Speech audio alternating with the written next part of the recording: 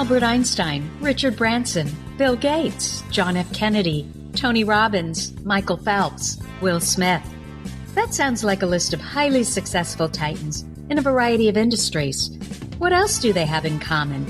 Well, they all have ADHD, but you don't hear much about that, do you? You know what you hear even less about? The successful women navigating ADHD. And that's exactly why I started this podcast, ADHD for Smartass Women. I'm your host, Tracy Otsuka. I'm an attorney, not a doctor, a lifelong student, not a coach. I'm also the creator of Cortography, a patent-pending system that helps people like you figure out what they should do with their life. And we're here today to talk ADHD, your superpowers, your symptoms, your workarounds, and how you proudly stand out instead of trying to fit in. I credit my ADHD for some of my greatest superpowers. And you know what? I spy a happier life for you too. So without further ado, a shiny new episode is starting now.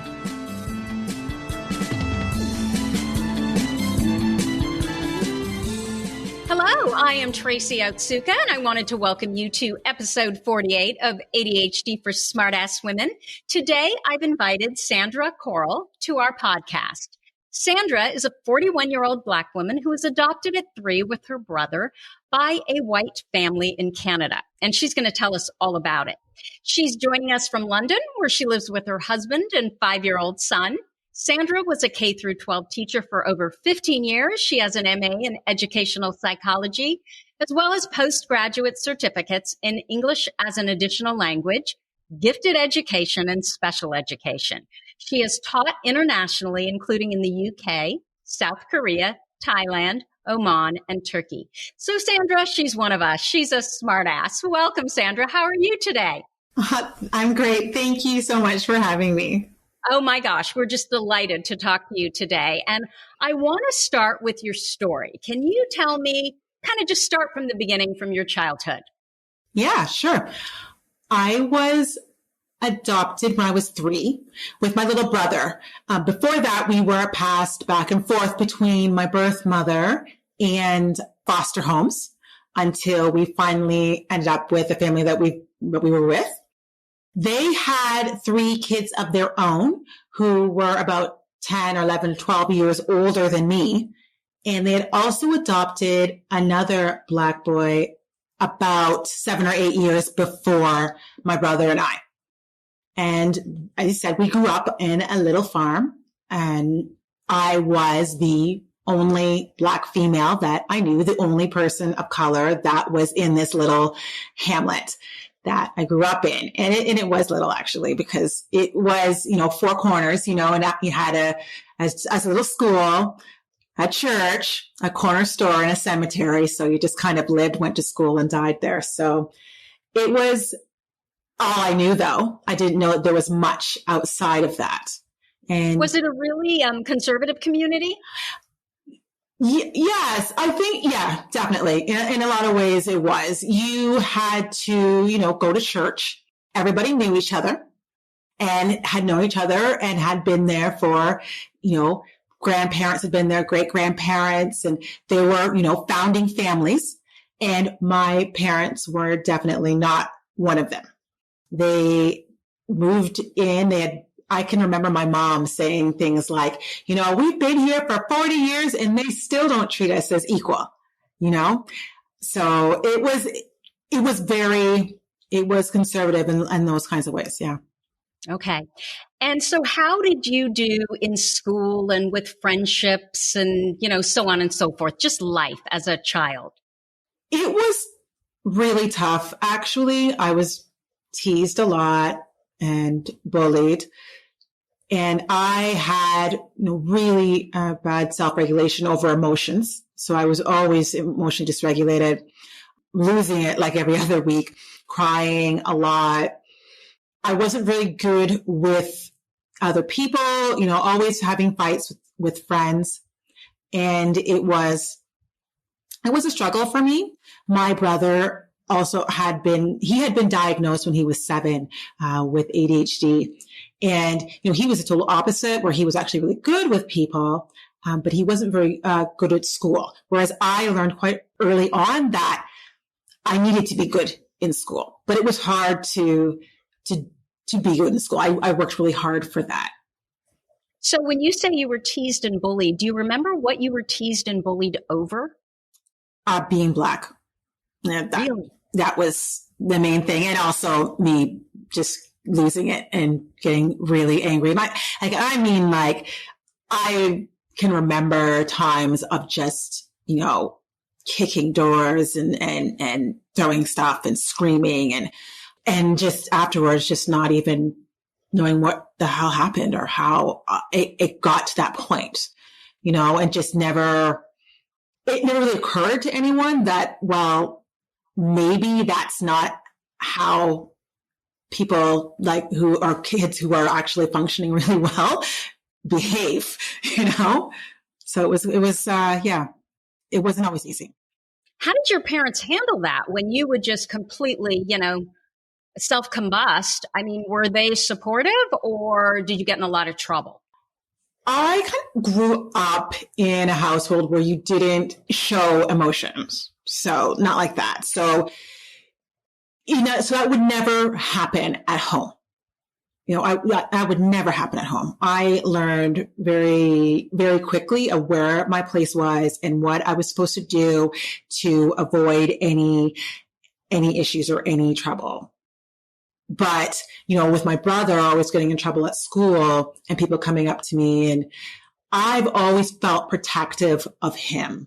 And a lot of the times I would get upset just because I didn't like people talking about him, which is funny, but it's funny because on the other side, he was so personable anyways. People just really liked him, but I just couldn't handle any of that kind of negativity or that nastiness. But I also was extremely insecure. There was nobody like me, no teachers, no adults, no kids that looked like me at all. So was your brother teased and bullied about being Black as well? Not like I was. How to deal with it? I think he just kind of knew how to deal with it or just didn't care as much.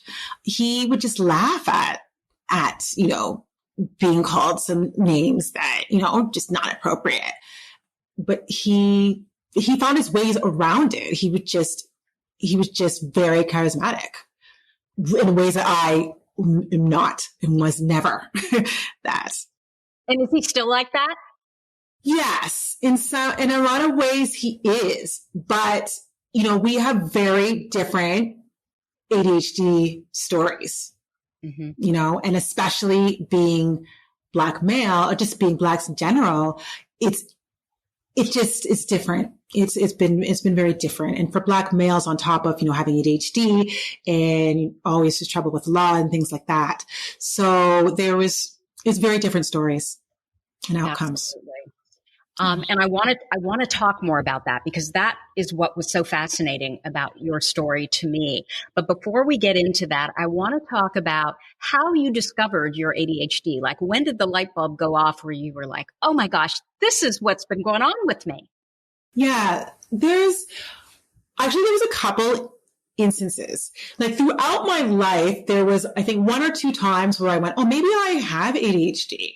Because, I have a busy mind or something like that. And I would just kind of get laughed at, if I brought up in therapy or, my friends would just be like, oh, that's silly. And I'd be like, oh, okay, that is silly. But that's not me. And I've always been in therapy, in and out for most of my life, actually. But I just kind of put all of that aside. And it was about a year and a half ago, a couple things happened. Now, I had just taken on a new role in the school that I worked at. And I was really excited. I know a lot about what I was doing. I was ready to go. And, this was a really great opportunity for me. Another thing that I had done was I had, really worked on changing my diet. I quit drinking for ages as well. And I thought, okay, this is it. Now I'm going to make these big changes in my life. And I, within a couple months, I was taking mental health days and I just couldn't sort through it all. I just couldn't do what I knew. And I couldn't actually, even whenever I was doing the things that I knew how to do, I wasn't very confident in them. People would say, "Oh, you're doing such a great job." I'd be like, "No, not really." And they'd be like, why are you being like that?" And I was also working with groups of kids that had executive function challenges. And we'd be working together on different strategies for procrastination or organization or time blindness or whatever. I'd be like, "Oh my gosh, like, this is how you break up tasks. This is how you do these things." And I just never, I couldn't even comprehend it. Like they just blew my mind. And I was like, wait a minute, why is this so, like, do people actually know this stuff before like teaching it? Like, and that's when I started looking into it a little bit more for myself. And that's whenever I started learning about women, and it really came clear to me. So Sandra, are you combined type or are you inattentive primarily? I'm primarily inattentive, but I also have impulsivity that was noted, and some disordered eating as well. That was kind of connected with that, and anxiety and PTSD. And so, yeah, I have a bunch of letters and stuff connected to that. Yeah, I get it.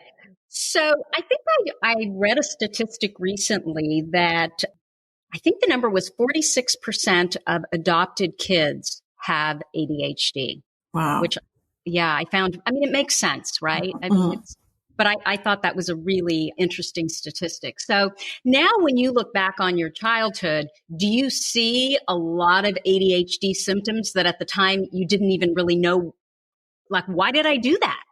Yeah, absolutely. It's so funny because it's not like my parents were unaware about ADHD, because even before my brother was diagnosed with ADHD, I had my older Black brother who's not biologically, connected with me. He was diagnosed with ADHD. So they had very, great knowledge of what it looked like in males that had hyperactivity, but they didn't think about it with me. And so I'm not really surprised by that. I think I was different in a way. And especially whenever I was at home, I learned that I had to be a certain way and do things in a certain way, because they were dealing a lot with my little brother, my older brother. And I was actually in air quotes here, like the neurotypical one. As close as that could be. But there was a lot of things in my life, particularly with socially, was a big thing. And I didn't realize how hard it was to read things. And I'm an English major too. Like, I originally started off as an English major, so I did enjoy reading, but it took me a long time to read. And studying was also, I could never do exams. I could get like 90s in the class. And then when the exam is about 40% of the mark, it would go to a 70 or 60. I just could not retain any of the information. So you always knew that, hey, whether we're talking about school or we're talking about emotions or we're talking about relationships, there was always something there that you thought, I'm different. Yeah. But at first, and of course, the color of your skin too, right? So it was all of these things. So I guess my big question is, where do you even start unraveling all of this and figure out what is adoption? What part is race? What part is trauma? What part is ADHD? Like, how do you even start? It just seems so big. Yeah, that's my question, like, every day, because you think that you get over certain issues or certain things, that you've worked through them, and then they come up in a different way, and I don't think that at this point that I've really learned to untangle them very well. It's just, they're all a part of me in different ways. Some are just tattooed, and some are just scars, and some are just wounds that are still healing, I guess. And it's it is taking, I'm saying, a lot of time and energy to actually be able to heal. I think learning about having ADHD was a big eye opener for me because it showed the reasons why I was reacting the way that I'd reacted in my life. It showed a little bit more about my thought processes and that. But, I also had a lot of feelings and still do of like worthiness and, just feeling like I don't really feel like, would it have been different if I had, if I hadn't been adopted, or would it have been different if I had Black parents? And I think some of those things would definitely have changed things. Would they have made them better? I don't know. Because I don't think that in the Black community, we're, any more knowledgeable about ADHD.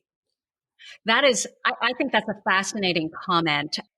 And I think maybe the answer is you never unravel it. Yeah. You never can really say, okay, this is because of that. Like, I don't even know how you would do that. And so I love that instead you look at it and say, no, it probably wouldn't have been better.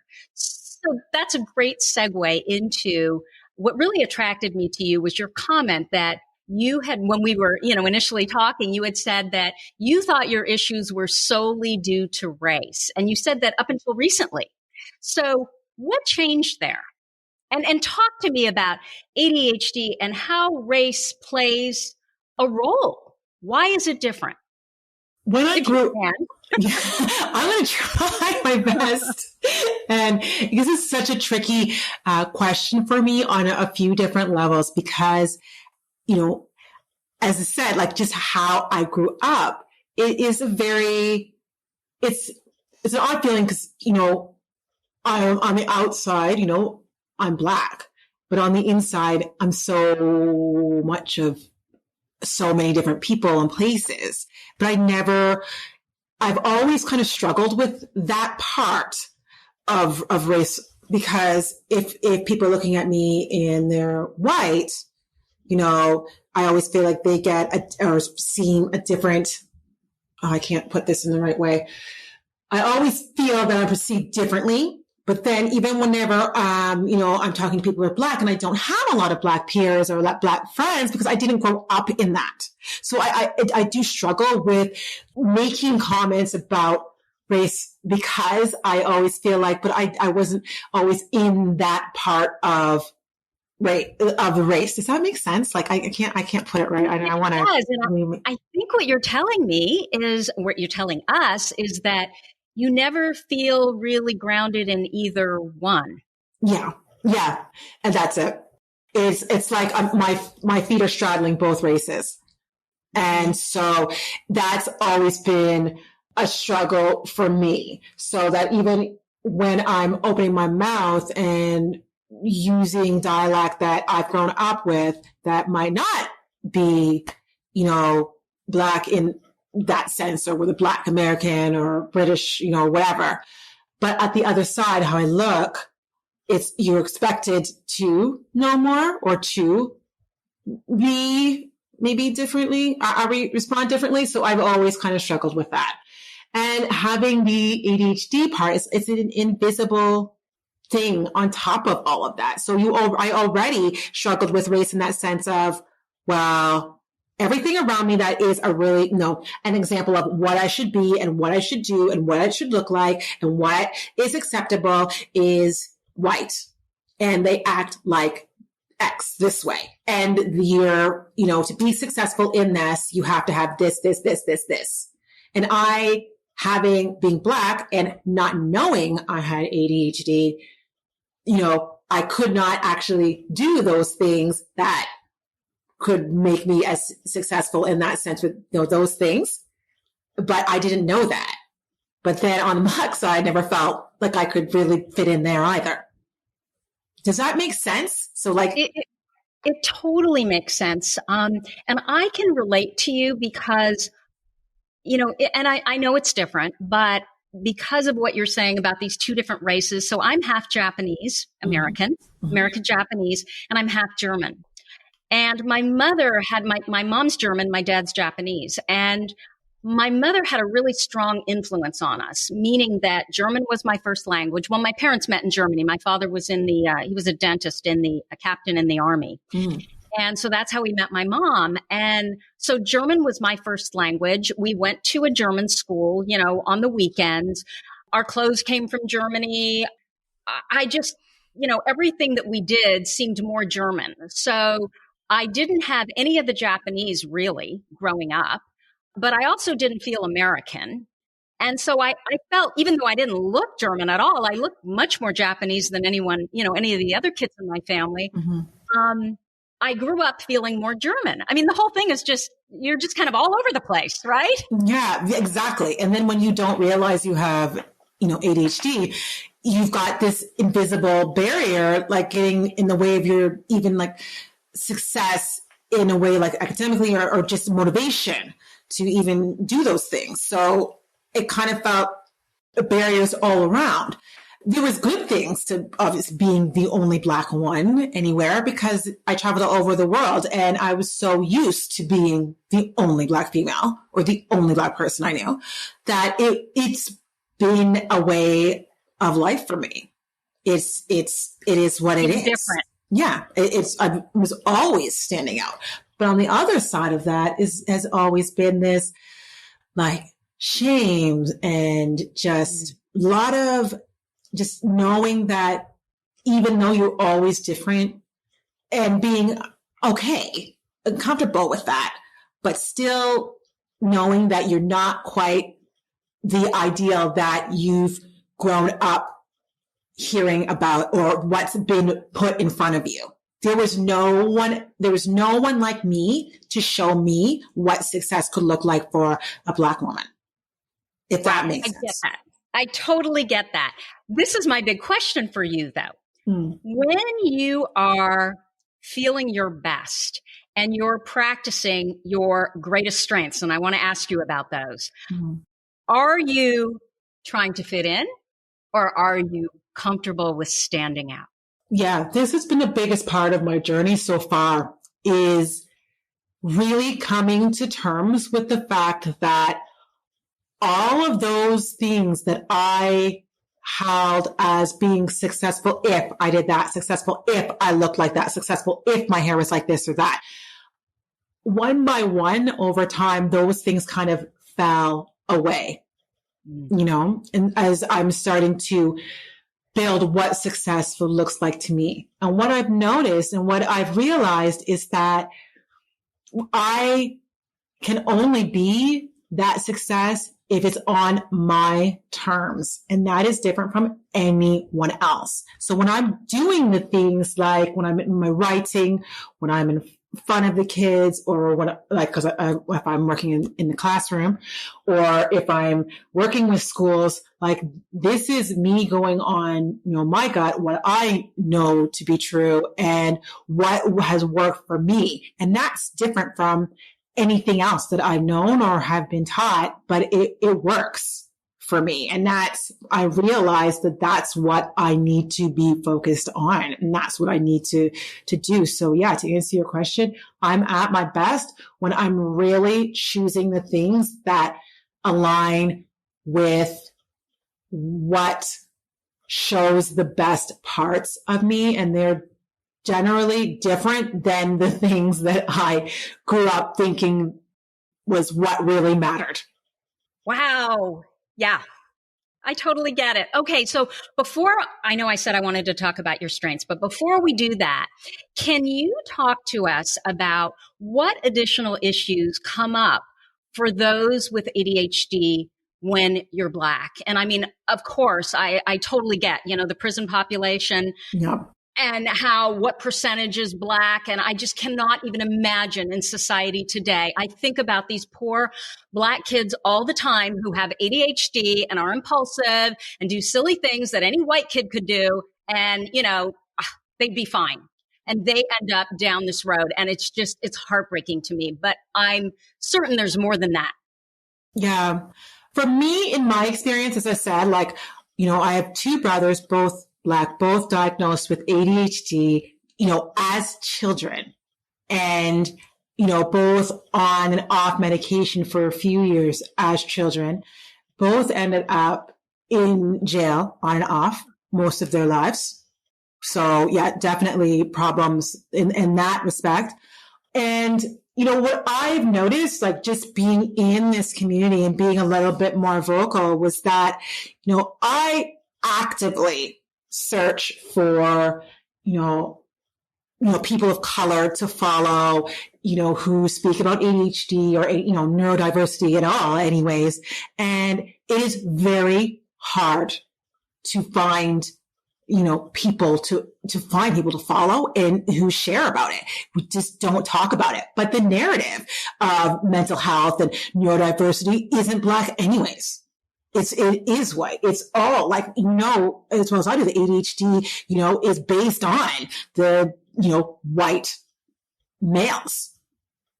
So to be diagnosed, you've got to act that way. But we also know that, it's different. I think too that, poverty plays a massive role in the kind of support that you get in schools and where you live. And so that also is a huge problem as well. And I don't think that in the Black community, we're talking about, ADHD as much and mental health as much, and it is too bad. And I always feel like as Blacks, you're already targeted, when you know that most of the really violent crimes actually perpetuated, I hate that word, by whites. But when you look at the prison population, it's mostly Black. You're already behind the curve anyways. Basically, and that doesn't even include white collar crime, which nobody gets anything for that. Exactly. And so, this was the other thing about for me in schools as well. It was that like it is hard enough, right? Where I'm working around the world, where we have teachers who are getting a lot of training in a lot of different areas, and I am still battling stigma. And I'm still pointing out, kids that are struggling and Black kids as well. And Black kids that, that come from places where they do have money or I think have a better chance of getting that support, but that doesn't happen, So my thoughts on it is like, we've got so much work to do. Like we're talking about, women and girls who are getting underdiagnosed, but there's also a massive problem with Blacks being underdiagnosed as well, and we just don't talk about it. So when you're saying that, you work with Black boys who clearly you can see that they need to get diagnosed, it's ADHD, and you talk to the parents who it sounds like they could afford to get them diagnosed and get them services, they're in denial about it? Is that? With where I'm working with in international schools, it's a different thing. But, we working or talking with, other Blacks in other schools or that with teachers or parents or families whose kids, don't go to these schools, there's a struggle to get the right support. Like, I don't know what it's like in the States, but in the UK, to get a diagnosis, it takes almost 2 years. And you're still fighting for the right support to happen inside the classroom. It's worse. I don't know. It just, to me, it's not even that families don't know enough about it, which happens, by the way. I've had clients that have struggled with being diagnosed and having their families be like, no, that's not true. No. And just kind of because they don't have the knowledge on it, because we don't talk about it. But also, with in classes, with the sizes that they are and the lack of knowledge that they are, like you put in kids that need different ways of learning and different, tools for executive function in these classes and putting them with teachers who don't have that knowledge or to support them. And they just don't stand a chance. Yeah. And I mean, I think that's here too, in terms of, I mean, even educators, it's just shocking to me how little they know. And I mean, when they know, they're amazing. And usually, honestly, the best educators, I think, are women and men with ADHD. Yeah. There's, it's funny that you say that. Like and I'm, an educator myself, and I work part-time in school still. And, I love what I do. And I know teachers who work so freaking hard and, for very little pay and do their best that they can, but don't get that training for things like ADHD. And all they see is above the iceberg. Like it's made to just be like, are you white male tick? And if you don't act like that, they don't see it. But even still, I'm working with teachers and I'm like, this kid, he is like poster child for what ADHD is about. Why are we not doing anything yet?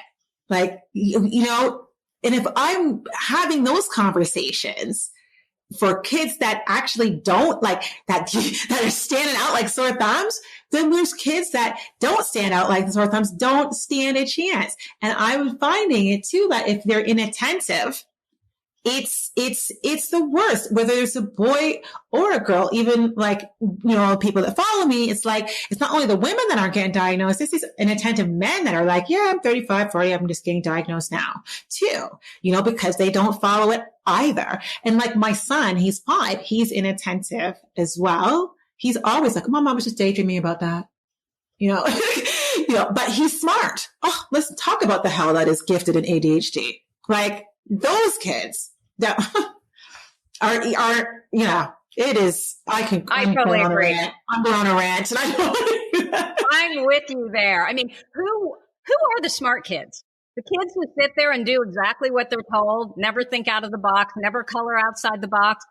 Or is it the kids who are always coming up with different connections and ideas? And like, it's so obvious to me, just even what we call intelligence makes no sense to me. I've done a lot of work with gifted ed, and I do a lot of work with Twice Exceptional, and it is heartbreaking because, especially with kids that are twice exceptional, and you start, the first thing that always happens for these kids is like, okay, you can't do this, so you've got to learn how to do this because you can't do that. And it's like, nobody's going to grow up and be all into their thing that they can't do. Like, that's not what anybody is going to do. But what they are going to do, if you look at what they can do and what they're really good at, then you can actually say, hey, this is how we're going to teach you how to work around this, work with this, or work through this so that you can do this thing that you're really good at. Then it makes sense to the kid. Then they're like, oh, yeah. You don't understand how many conversations I've had to have with kids that being like, I get it. I get that you're that you have dyslexia, but it's not who you are. You decide who you are. You have kids that have like 140 IQ, and I'm telling them, and they're thinking about, I'm dyslexic. I'm like, dude, you've got 140 IQ. Are you kidding me? You're concentrating on the wrong stuff right now, I love it. And that's the perfect segue, since we're talking about strengths and focusing on strengths. What do you think are your greatest ADHD strengths? I guess it depends on the day. Some days are better than others. It's funny you asked that. When I would go through times like when I was with my husband, and I would be like, I really want to create something for myself. I really want to do something for myself. I do love being in the classroom. And I have a way of working with kids that, if I could just bottle it, I think it would be really great to sell it, 'cause I'm really good with them. I don't understand why that is. I don't understand how that is. I don't understand how I can be in a room of kids and get them to tell me what's going on, or, connect with them on ways that other teachers don't. And I don't really know how to do that. So I think ADHD has brought me that in a way that I haven't really been able to dive a lot into. I think also I keep going. I get a lot of ideas. Some of them I finish or I don't, but I do go back to a lot of the things. So I'm always recycling things. So if I do start something, there's a big chance I'm going to go back to it in another way. And I'm really happy about that. I think that this is one of our typical ADHD strengths, is that we just have this stick-to-itiveness. We don't give up. I mean, sometimes you kind of look at, what happens in some of our lives and you think, well, geez, she really should give up. But there's just something about us that we just kind of keep going. We don't give up. Yeah, definitely. Definitely. I am also assuming that you may have a few weaknesses, and I wanted to know if you can share maybe some workarounds that you've developed for those weaknesses. Over the years, I've adapted a few things to kind of help with problems I didn't know that I had. And so I have some, kind of things I do to keep myself organized. I'm very minimalist. So I try not to, if I buy something, I get rid of something. Everything has its place. It's always had its place. And that's helped keep the clutter down around me so that the clutter is less in my mind. I'm exactly like that. Yeah, I find it's, and I find that there's, as I'm getting older, I find that there's things that, maybe I need to delegate to someone else to do. So I've never, ever been something about cleaning. I don't like to do it. So that's something that I put aside money for. I've always had a dishwasher, for example. Like these are things like in my space that I just give out, so I don't deal with them. And I don't think there's anything wrong with delegating things that, you just don't, if you can do it, just delegate it. For my, like I do a lot of these different kinds of strategies, in my day to day. I think the thing that I mostly struggle with for me is mentally and kind of working through a lot of stuff that I've had to go through. So, I have meditation that I do. I've always done journaling actually I've got journals going back like 25 years, and definitely with therapies and things like that. Cause I think those are the parts that are, now that I know about the ADHD, these are the things that I actively work to make, to strengthen. Cause a lot of the strategies and things I put stuff in place, like even my hair is in dreadlocks. It's easy for me to take care of, Yeah. So it's basically for me, I don't want to stress over the things that I don't have to stress about. So I have the bandwidth to deal with things that are bigger than that, like looking after my son's stuff, my husband who, can be, he might be ADHD and, so I do a lot of the executive function stuff for our home. Got it. So, makes sense. So what advice, Sandra, would you have for the parents of an ADHD child? Oh my gosh, that's so funny. I wrote articles on this just recently. I think the one thing is that you need to get knowledgeable about ADHD. That's the first thing, because how you advocate for them is like how they're going to learn how to advocate for themselves. And I think that the parents do need to, be, I want to say flexible in a way. And I mean this in the sense of like things you put in place, strategies or this or that don't always, work for a little bit and then they change. And so you've got to kind of keep going and adapting with that and going with that. You need to make sure that you are taking care of yourself too, because it's not always easy with some of the difficulties that, ADHD, depending on how far along on the spectrum it can be, it's a lot of work. And I always say too, is that when you're with parents, when they're meeting with teachers and getting to know what's happening in the classroom or sitting in an IEP meeting or whatnot, it's just really keep reminding them about their strengths, what they're good at, what matters to them, what's important to them, and how the teachers are helping bring that into the classroom. because it's really important to build those relationships with the kids, and parents can really help teachers find ways in by also reminding them of their strengths. So I think that's quite important, because I think a lot of times when we meet with teachers, it's very much about like, our teachers want us to come in. We can't do this. Well, we can't do that. Well, or she can't do this. And, and it's just like, well, what can she do? And what opportunities are you giving her to see that, or to show that? Sorry. I couldn't agree more. And I probably told this story before, but just in case I haven't, my son got a progress report. This was last year. And literally his science teacher, there was not one positive thing. And I know that my son, he didn't like that class, and he didn't like it because it was disorganized, and he really needs things. He needs structure. Mm-hmm. And I called the school and I said, I don't ever want to see a progress report that doesn't start with strengths.